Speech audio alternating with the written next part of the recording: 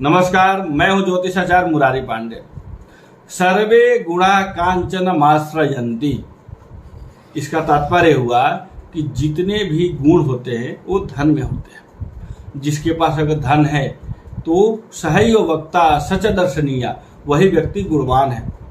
आप आसपास में देखते होंगे जिसके पास धन हो जाता है, जो व्यक्ति धनवान है या हर तरीके से संपन्न है, उसी को आदमी जल्दी बुलाता है अपने घर पे।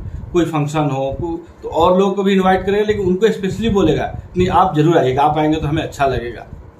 तो ऐसा कहा जाता है कि सर्वे गुणा, जितने भी गुण होते हैं ना वो धन में होते हैं। इसलिए कलयुग में खासतौर पे धन का होना बहुत जरूरी होता है। यह भी कहा जाता है कि गरीबी में पैदा होना वो ईश्वर के हाथ में, आपके हाथ में नहीं है। आप गरीब परिवार में पैदा हो सकते हैं, अमीर परिवार में पैदा हो सकते हैं, किसी भी कुल में, धर्म में, किसी भी संप्रदाय में पैदा हो सकते हैं, वो आपके हाथ में नहीं है। लेकिन अमीरी में मरना ये आपके हाथ में है। आप गरीबी को दूर करना ये आपके हाथ में है। आज इसी पर हम वीडियो बनाएंगे कि ऐसा कौन सा उपाय करें, कौन सा देवी की मंत्र का पूजा करें, पाठ करें, जैसे कि महालक्ष्मी की विशेष कृपा प्राप्त हो और हमारे जितने भी मनोकामनाएं हो पूर्ण हो। आज हम चर्चा करेंगे कनक धारा स्तोत्र के बारे में। कनक धारा स्तोत्र का पाठ करने का क्या महत्व है, क्या विधि है, किस तरीके से करना चाहिए, जैसे में पूरा फल मिल सके, उसके बारे में हम चर्चा करेंगे। लेकिन हाँ, उससे पहले मैं आपको बता दूं कि कोई भी पूजा पाठ, कोई भी मंत्र जाप तभी सफल होता है जब हम उसको कर्मों के द्वारा भी उसको प्राप्त करने के लिए प्रयास करते हैं। हम केवल पूजा पाठ पर भरोसा करके बैठ जाए कि नहीं हमने मंत्र जाप कर लिया, पूजा पाठ कर लिया, अब हमारा सब कुछ अच्छा हो जाएगा। नहीं, अच्छा करने के लिए, अच्छा धन कमाने के लिए लक्ष्मी जी की कृपा प्राप्ति हो, कृपा तो मिलेगी, लेकिन परिश्रम भी करना उतना ही जरूरी होता है। हम भाग्य के भरोसे नहीं बैठ जाते। बहुत से ऐसा सुना जाता है, लोग कहते हैं कि भाग्य में लिखा होगा तो हमें प्राप्त होगा।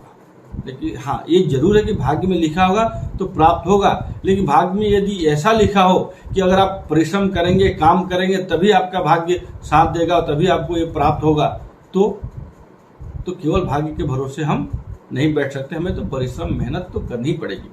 हाँ, अब हम चर्चा करेंगे कनक धारा स्तोत्र का कैसे पाठ किया जाए, कैसे इसका विधि है, क्या पूजन विधि है, उसके बारे में समझना बहुत जरूरी होता है। कोई भी पूजा पाठ करे, नहा धो के बढ़िया से आसन लगा के बैठ जाए।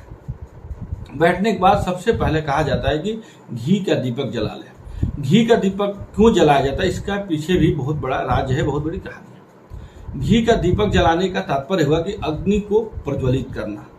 जब अग्नि को प्रज्वलित करते तो अग्निदेव हमारे सम्मुख प्रकट हो जाते हैं, यानी कि प्रत्यक्ष रूप से विराजमान हो जाते हैं।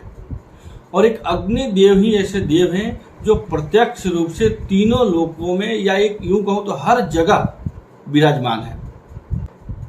दीप प्रज्वलित के बाद सबसे ज्यादा महत्वपूर्ण है संकल्प। कई बार ऐसा देखा जाता है कि लोग पूजा पाठ करते हैं, संकल्प नहीं लेते। कोई भी पूजन पाठ तब तक वह सार्थक नहीं होता है, अपना पूरा फल नहीं दे पाता है, जब तक हम संकल्प के साथ पूजन पाठ न करें। संकल्प का मतलब ये होता है प्रतिज्ञा लेना। प्रतिज्ञा यानी कि हम ये जल हाथ में लेके यह बोलते हैं कि मैं, यानी अपना नाम लेके, अपने गोत्र लेकर, या गोत्र नहीं है तो सरनेम का उच्चारण करके, और माँ लक्ष्मी की कृपा प्राप्ति के लिए श्री कनक धारा स्तोत्र का पाठ कर रहा हूँ, इतना बोल के जल को नीचे छोड़ देना। संकल्प करने के बाद कनक धारा स्तोत्र का पाठ करें। यदि आप संस्कृत का उच्चारण शुद्धता के साथ कर सके तो शुद्धता के साथ करें, नहीं तो इसका हिंदी वर्जन भी आता है, हिंदी का जो है पाठ वो भी करें। सबसे महत्वपूर्ण होता है श्रद्धा और भक्ति। ऐसा कहा जाए कि भगवान भाव के भूखे होते हैं। उनको दिखावा, आपको कौन से मंत्र आते हैं, कौन से नहीं आते, वो महत्वपूर्ण नहीं है। आप किस भाव से करते हैं, किस श्रद्धा से करते हैं, वो ज्यादा महत्वपूर्ण है।